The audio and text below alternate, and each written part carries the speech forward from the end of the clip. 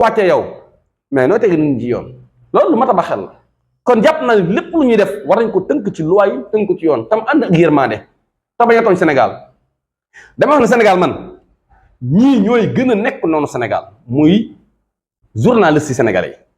yi jàpp naa ne guuta gu Sénégal dugg journaliste yi ñoo ko ci dugal rawatina waa TFM ñoom ay noonu Sénégal lañ wallahi alazim TFM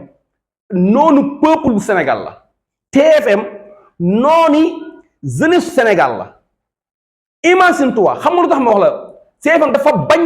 sénégalais yi daf leen a bañ ku soxor la parce que xam nga mu bañ leen mooy dafa jiital poosam et intérêt sénégalais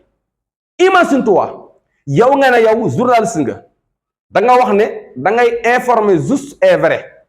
di jël ay information di ko jàllale yenn saa yi ngay waxal askan bi seen ay jàmbat ngir ñi leen jiite état bi di ko dégg pour di ko faj te yow nga def remarque bu am solo que ne peuple sénégalais bi jeunesse bi nga xam ne téeméer boo jël ci Sénégal juróom benn fukkee jëm juróom-ñaar fukk ay jeunes lañu ñii 40 ans jëm suuf 30 ans jëm suuf 25 ak nangam jëm suuf ñi ci gën a bëri ay jeunes lañu te jeunesse boobu nga gis ñu am tànneef seen choix boobu chaque jour ñu naan dañoo namm diw chaque jour ñu naan bàyyi leen Ousmane Sonko libéré Sonko chaque jour nga dig ñu naan Sonko namm nañu la TFM lànk ne moom du prononcé wu du wax du wuyu jeunesse bi ci message boobu ñuy jàllale mu lànk ne moom du leen ko jàllaleel firnde ba joxe mi ngi nii match bi nga xam ne ko diggante Algérie ak Sénégal bi match bi jàllee bañ xëyee am na lu ñuy wax li xew biir internet te Mamadou Ndiaye di ko def Mamadou Ndiaye bi nga xamante ne si ñi ngi waxtaanee ñoom li xewoon ca match ba affaire problème mu billet yi ak affaire maanaam xat geeg circulation ba nangam mais wax nañu ba àggal tudd ñu benn yoon sonkorisation bi nga xam ne moo amoon ci biir terrain ba te loolu amul kenn ku mën a wax te bëgg dëgg te bëgg a jàlle information di wax la nga xam ne moo xewoon ca match boobu diggante Sénégal Algérie ca stade Abdoulaye Wade ba pare yow tuddloo sonkorisation wala wuy woo ndaw ñi seen jàmbat yi nga xam dañu ko jàmbat ak li ñoon demandé ku ko def yow noonu ndaw ñi nga noonu jeunesse bi nga et noonu sa peuple nga kon TFM noonu Sénégal la parce que moom Sénégal yëpp li gën a bëri mesure parti bi nangu nañ ne ñoom Ousmane Sonko la ñu àndal Ousmane Sonko mooy seen choix moom la ñu bëgg mu ne candidat te TFM nangul prononcé wu ci loolu TFM nanguwuñ di invité koo xam ne da ngay ñëw di defal promotion Sonko wala ngay wax luy arrangé Sonko wala ngay wax loo xam ne dafay indil faiblesse état bi wala nguur bi mais loolu télé boobu noonu dafa war askanam parce que li mu waxoon askan bi ne la dama ñëw pour informer juste et vrai ba pare chaque jour ñuy gëm loo naan la non ñun dañuy informer kenn mënuñu xëpp kenn mënuñu terroriser kenn mënuñu naan lii la kenn jéemul xëpp kenn mais yéen da ngeen di critiquer nit ñi ku def sa liggéey fay kon dañoo war a critiquer parce que matu leen te it li ngeen def xam ngeen ne carrément ne dafa am ay fay gis naa sax am na ay invité yoo xam ne bu ñu leen dalee dafay dañuy am complexe ku mel ne professeur Khadim Bamba Diagne Khadim Bamba mais professeur la ku jàmbaar la ku ante la dëgg la mais man dama gis ne bu duggee TFM day am complexe du wax ci mbiru Sonko ni ko bëgg a waxee te bu demee ci un plateau yi mais dafay exprimer mu normal di wax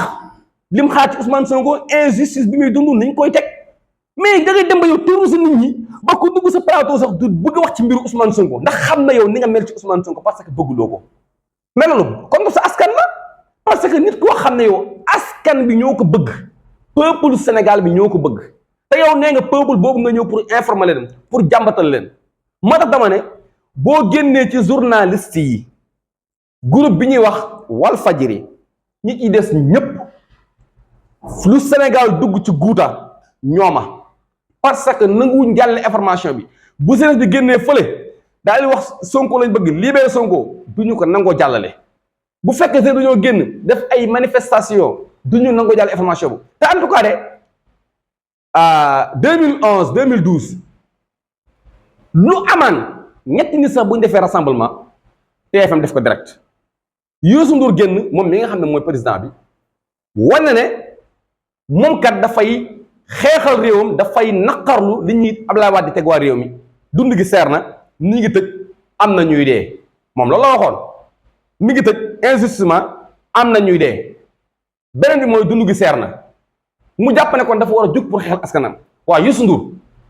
mais président Youssou Ndour yow mi jiite TFM ak RFM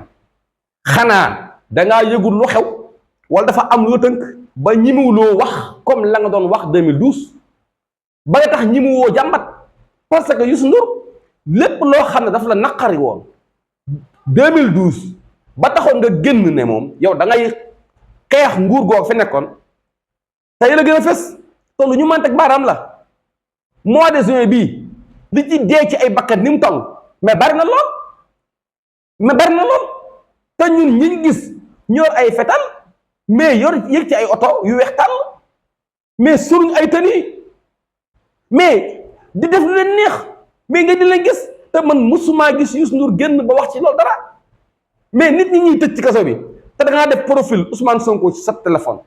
wala nit ñi ñuy tëj ci kaso bi ngir yow da ngaa ànd ak Ousmane Sonko wala da ngaa takk bracelet mais loolu c'est injustice mais Youssou Ndour waxu ci dara mais courant bu seer bii mais dund gu seer gi Youssou Ndour gisuma mu taxaw ci penc mi di kaasa askan bi te en tout cas lu ci nekk rek lan doon xeex 2012 tey ji la gën a fes da ngay gis na sax même histoire bi nga xam ci laa jëm sànq muy affaire radiation bi naan ay dañ ko rajo ci fusée bi parce que ñoom génn nañ fusée bi mais xanaa doxatuñ ci loi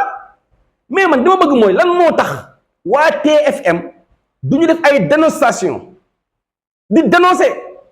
mais yow boo xam ne li du yoon mais dénoncer ko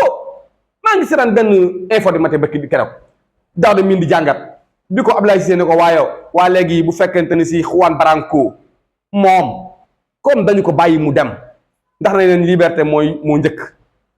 mais moom amul benn garantie bu mu amee ci réew mi buñ ko mënee ne buñ ko soxlaa mu ñëw te en tout cas am na ñoo xam ne fii am nañ fi ay garantie ku mel ne Bassirou Diomaye Faye ku mel ne Fadilou Keïta te ay poste lañ def rek mais dañ leen gën a sarsel ay mbir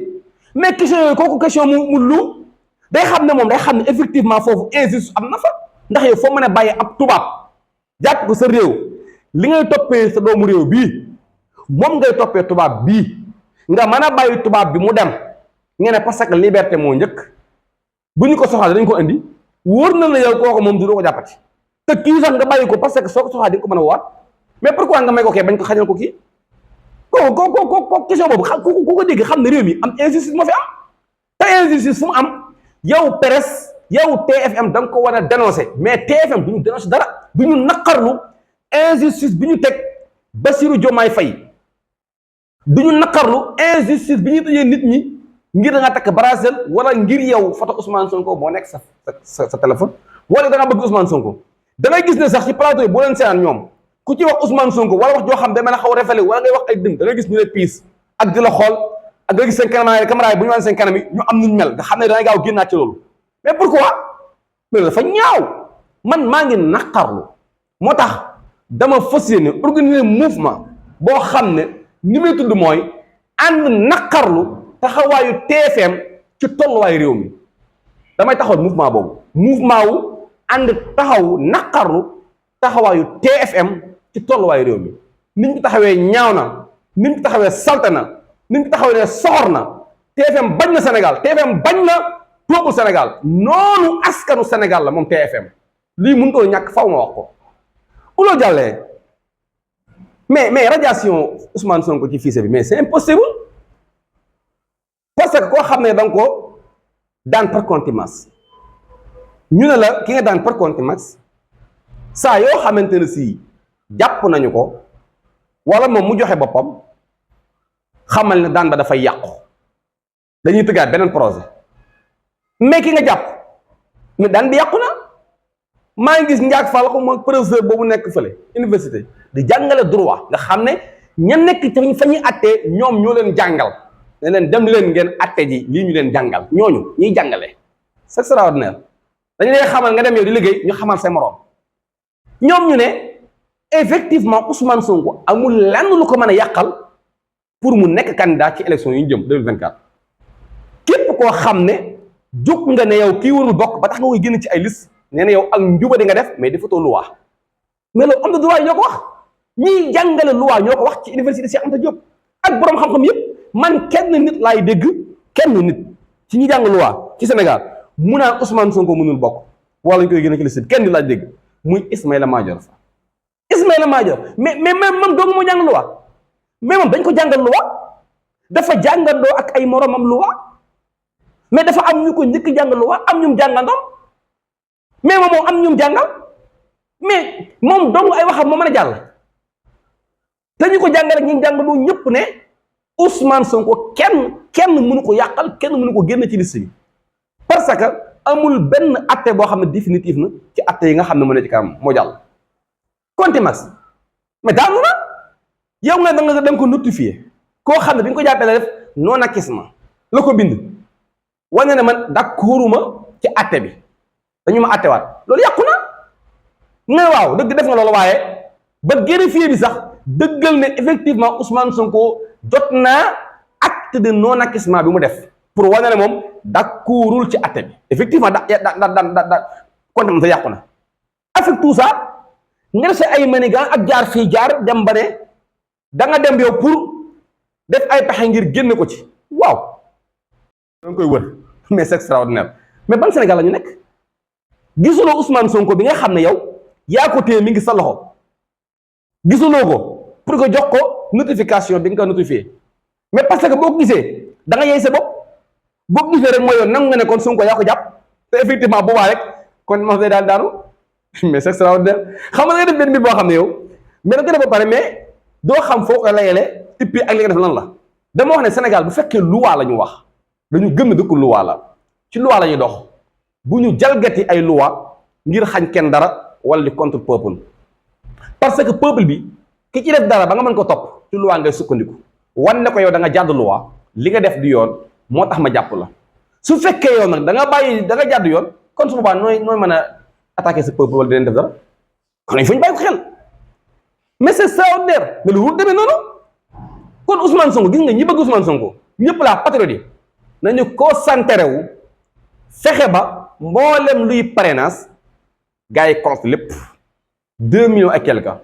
fexe ba déglu Ousmane Sonko te kenn bañ leen divertir te ñu xam ne amul kenn kuy dox ci loi di sukkandiku ci droit commenté bokk Ousmane Sonko élection yi léegi nag dama dégg bëkki dee moom am na ko léegi mu ne mais est-ce que loi gars yi ci loi la ñuy dox mais mënoon leen gën doxu ci loi parce que réew boo fa génnee ay loi te ko ne mais lu fay des mais parce que conseil constitutionnel bi ñu war a dem ëllëg mais déglu topp loi moo tax ñu fay dem ya nga xam ne moom la lay wax ne lii ngay indi pour mu mën a dajaloo ngir nga mën a nekk candidat mais loolu topp loi la moo tax ngay def loolu léegi nag loi ngay topp di ko topp ba benn jour loi ñëw arrangé wut la yow pouvoir nga neen déet loi bi fii moom da nga koy jalgati mais est-ce que loolu su boobaa askan wi war nañu toog di la bàyyi ngay def la neex est-ce que loolu mën a nekk ma jàpp ma war